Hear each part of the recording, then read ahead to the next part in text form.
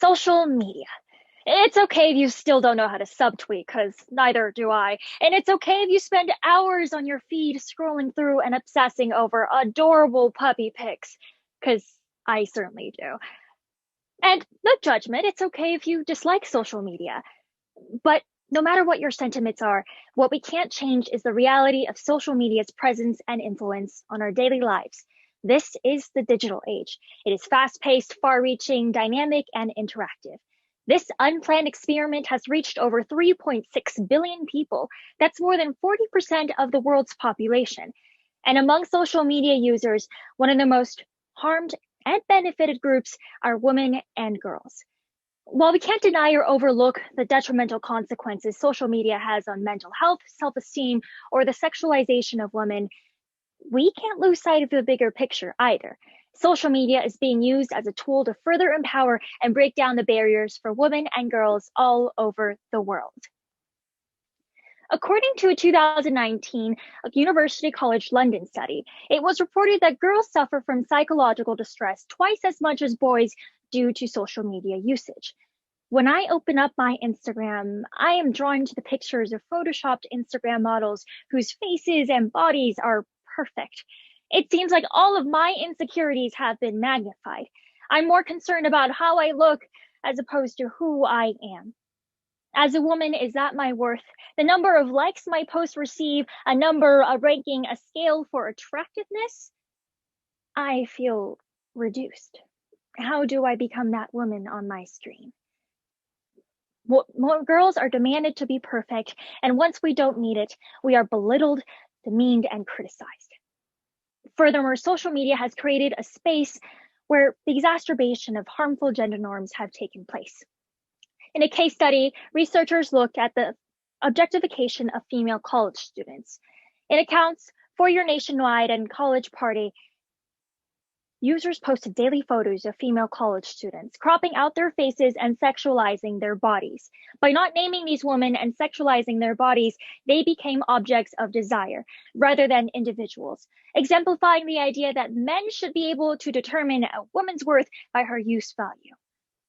In these instances, the patriarchy was strengthened.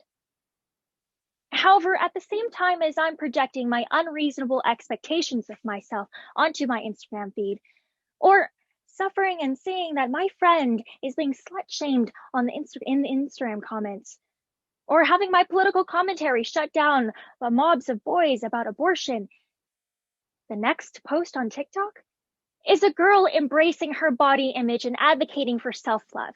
It's another Asian American woman calling out the fetishization and submissive stereotype of Asian women.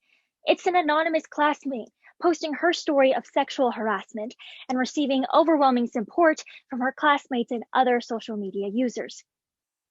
And this change is reflected worldwide. As Molly Vander, a product manager at Twitter, said, conversations about feminism have increased on Twitter by more than 300% over the past few years.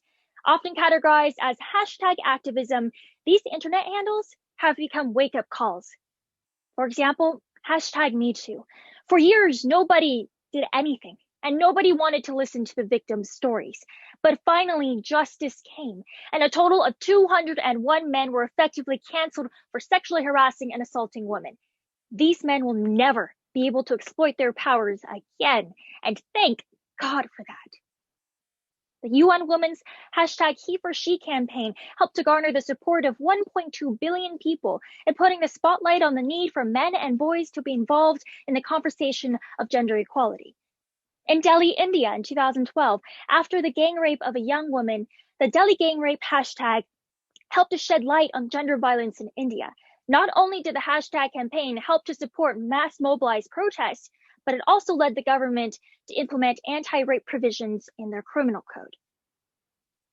So although social media can result in consequences of mental health severities, and as well as enforce harmful gender norms, in the grander scheme of things, worldwide, social media activism has helped break down the glass ceilings and glass walls for women and girls. And this is said while acknowledging that social media activism may never fully replace the power of protests and peaceful rallies. But what social media can do is give a voice to those who are otherwise voiceless. It's a platform to amplify a woman's voice. It's a platform to incite conversation on and offline. It's a platform to educate others. And it's a platform to raise awareness. The more people that know that 38% of women suffer from some type of discrimination in the workplace due to their gender, the more that people know that an American woman earns 69 cents to every dollar their male counterpart earns, the more people feel empowered to take action.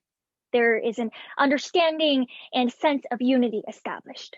This can then pave the way for policy change that can effectively obliterate the barriers that women and girls face. So maybe after hearing my speech, you still have reservations about social media, but I doubt that after hearing my impeccably persuasive speech, that that's the case.